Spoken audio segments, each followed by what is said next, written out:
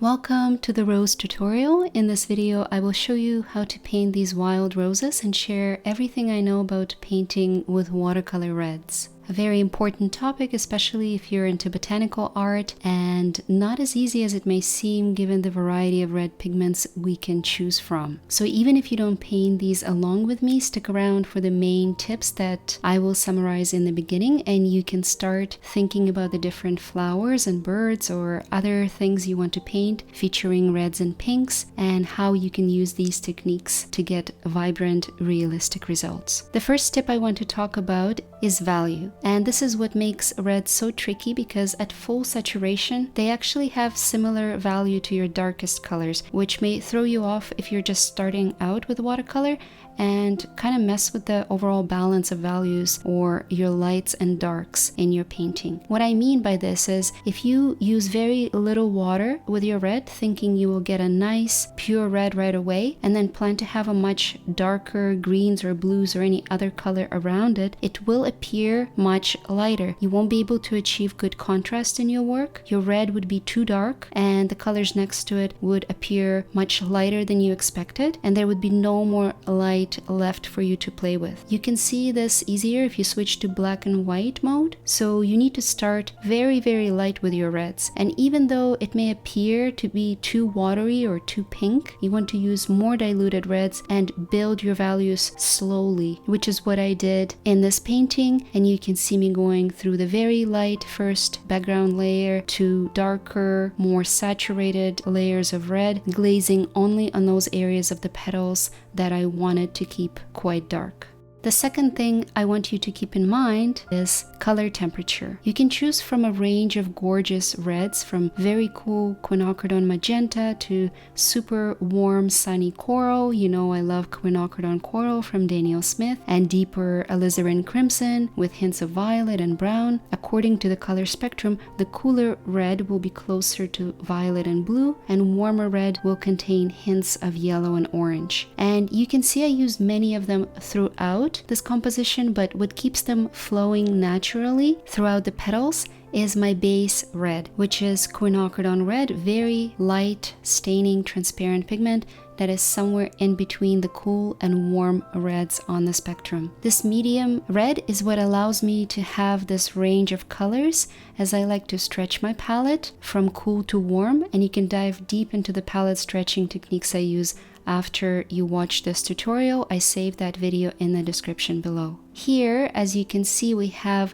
a very warm pink rose on top containing lots of coral, then a darker rose pointing away from the sun, but still warm, getting lots of bounce back light from surrounding flowers. And I used rich saturated alizarin crimson and even some Perylene maroon, which is sort of a brownish red. Finally, the rose at the bottom featuring cool magenta pointing away from the sun, getting some bounce back light, but mostly from the green blue leaves. So our reds are mostly on the cooler side of the spectrum here. All of these colors are held together, so to speak, with Quinacridone Red, or if you want a different medium red option, you can use something like Carmine from Daniel Smith. Lastly, if you want to add greenery around, don't forget to extend your reds into your greens. They mix and glaze beautifully together for the most part, and you will achieve a much more realistic look by doing this, rather than keeping your color areas separate. As you've probably heard me say this many times before, every shadow contains reflections from other objects, and your beautiful green leaves will need some red on them in order for the overall composition and your palette to appear cohesive, rather than different blocks of color just floating around on the page. Now with that, let's get started on the first layer of our roses. And what I like to do is put down an underpainting of warm yellow first. This is to ensure that some of the areas of the petals that have glowing light underneath our red will have a little bit of that yellow color. I'm using Hansa Yellow Deep from Daniel Smith. Now you may think that adding that color into your red and painting the petal right away with your red may work, but it will actually be quite muddy. So instead, it's much more effective to glaze it, putting down your layer of warm yellow first, letting it dry, and then following with your reds on top. And of course, the reds that we're going to put on top will be either transparent fully or semi-transparent, so that yellow will be shining through. So as you can see here, I'm putting a little bit of my yellow on the area of the petal that I know has a lot of that warmth, and this will appear both in the areas that receive light, but also in the shadows that receive some warm reflections, and then I'm blending with clear water. Another way of doing it, because of course there are many different ways of painting, is to cover the entire area of the flower with clear water and then drop some yellow in those areas where you want to see those warm yellow undertones. I prefer in this case to do it almost petal by petal or section by section, because I want to have a little bit more control and to leave some areas without any yellow at all. As you're following along, don't worry if your yellow undertones don't look exactly the way mine do. This is simply an underpainting, and the only thing that I would focus on is the overall balance of yellow to white.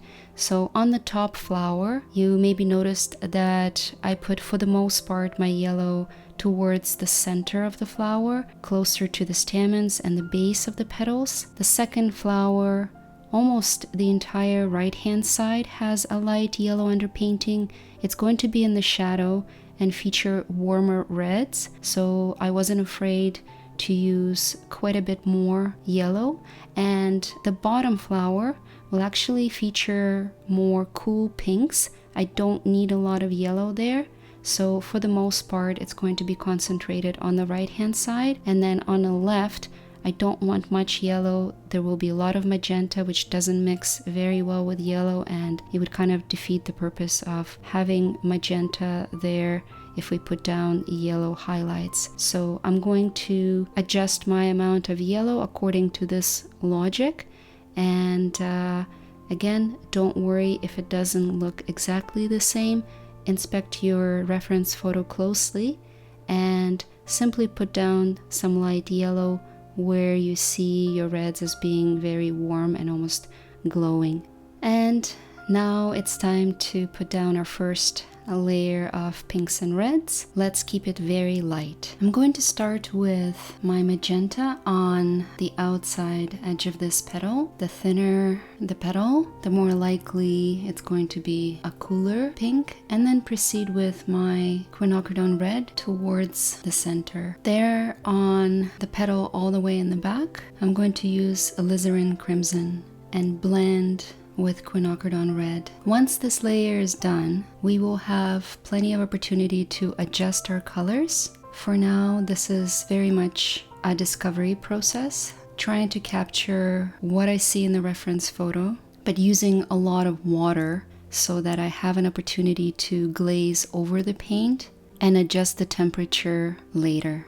By the way, I really hope you're enjoying this video so far, and if you do, please click the like button below, because it will really help me reach more artists who may be interested in the same topic. I want you to pay close attention to this small petal, because there will be some areas of white that we need to paint around. So if you want to switch to a smaller brush here to make sure that those details are captured, then go ahead. I'm gonna continue using the tip of my brush and just paint around the white. In the next minute, I'm going to be painting these petals on the left. Starting with Quinacridone Red, I will transition to Quinacridone Coral, which is much warmer because we're getting more sunlight on that side. And as I move towards the center of the flower, less light, the temperature of our pinks is going to go down, and so I'm switching back to my Quinacridone Red. These petals up on top, a bit more saturated since they're pointing away from the light.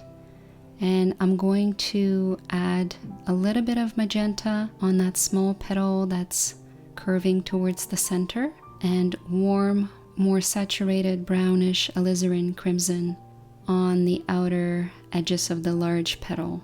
Once again, don't worry about your color variation here. We can adjust it in the next layer. I'm simply mapping out where I think my main pigments are going to go. It's okay at this stage to simply have a very light wash of your main red.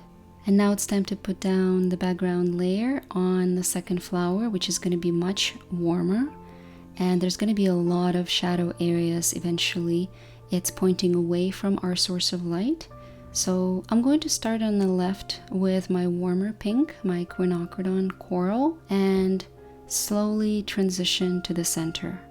Switching to Quinacridone Red, which is a bit cooler than my Quinacridone Coral, as I move to the center of the flower. And now I'm going to cover the entire section, that central section of the flower, just using my Quinacridone Red and a little bit of permanent alizarin crimson as I move all the way to the back. Just one continuous block. There's not a lot of difference in value on those petals because there's not a lot of light getting through to those petals. This large petal on the right, again, it's going to be one continuous block of color. I'm using alizarin crimson, so darker brownish color with some spots of Quinacridone Coral, but much more saturated than before. That petal is also in the shadow. It's getting a lot of reflections from surrounding roses, so the color itself is warm. There's not a lot of light getting through. No magenta there, just alizarin crimson and coral. Just to finish it off, the block on the left, I'm going to stick to primarily Quinacridone Red and make it slightly lighter than the center of the flower. Notice the top of this petal, I'm leaving completely white. It's going to have some texture and additional shadows later on, but it does have a huge highlight as it's facing directly towards the sun. Let's leave just white paper there for now and move on to the next flower, our third flower at the bottom. It's going to feature a lot more cooler magenta and lighter, less saturated colors on many of its petals. Some inner parts of those petals, I'm applying a little bit of warmer Quinacridone Red, but the key here is to keep the edges of the petals very light and cool, so you can see that magenta in contrast with, say, the center, the middle flower we just painted. It looks almost violet, certainly closer to blues than yellows, if I were to look at the color wheel and try to pinpoint that pink. But that side is a bit warmer, just like the flower up on top had that large petal folding to the right, being very, very warm. We used the alizarin crimson there because we want it to be more almost brown, but here just your base Quinacridone Red, which is a few shades warmer than magenta, will do. And I'm not worried about smaller petals in the middle. I'm just covering that entire area, and you can see it's blending smoothly into my magenta on the left. Now up on top, I want to switch to warmer Quinacridone Coral, and the reason for that is because the light that's coming from above left is getting through that petal. It's not transparent like, say, a white peony petal, and we talked about it a little bit in my previous tutorial on painting white peony. We talked about how sunlight gets through the petals in some cases, especially closer towards the edge where the petals are thinner. Here the petals are quite thick and juicy and much more pigmented, but there's still a little bit of that warm light, and I want to bring that petal closer by applying Quinacridone Coral to it. Those little bits in the background we can paint with our base Quinacridone Red. Last little fold, just a little bit of Quinacridone Coral, leaving a few blank spots for the highlights that we're going to further accentuate in the next layer. And the second layer of red is all about defining the petal shapes. My favorite part of the painting because everything is starting to come together. The flowers are slowly taking shape and we have an opportunity to really create some magic on paper by playing with different values, lights and darks. On this middle flower, I used mostly my warmer dark alizarin crimson and some quinacridone red, and I painted only the darker areas of the rose, focusing on the shadows.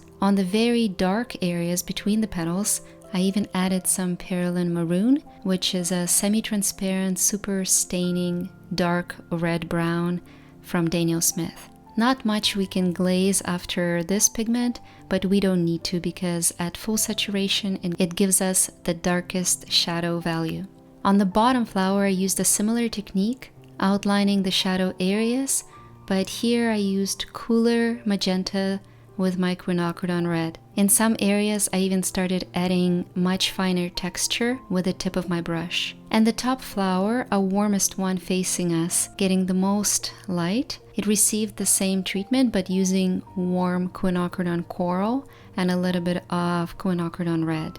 One fun bit that I really enjoyed was painting the stamens. Here you will need your finest, thinnest brush, and do simplify the reference photo. You don't need to paint the exact shapes. Depending on the size of your paper, you may fit in just a few stamens, and that's totally okay as long as you create enough contrast. I used my quinacridone burnt orange. You can really use any warm brown and even a little bit of dark green. I used my Perylene green. And in the third layer of red, our accent layer, it's all about the details. It's not about the amount of paint you use or how fast you paint, but rather it's all about precision and adding fine texture on the petals with the tip of your brush, outlining the edges of the petals that get extreme highlights. My main tip for this part of the painting is to focus on the darkest shadows and to build the value all the way up, making sure that those areas are quite small and are consistent with the overall direction of sunlight. So in this case,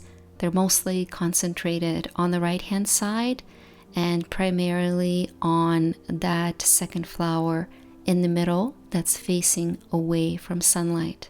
And as I mentioned in the beginning, if you do add any greenery around, the best thing is to extend your reds into your greens and even greens into your reds to create a cohesive flow of colors. In real life, we don't perceive a strong separation of color areas in the shadow, so extending your colors this way creates a much more realistic effect, softening the edge between the reds and the greens. Hope you found these tips helpful. Visit my Patreon if you want to see the real-time version of this video. Thank you for watching, and I'll see you next week.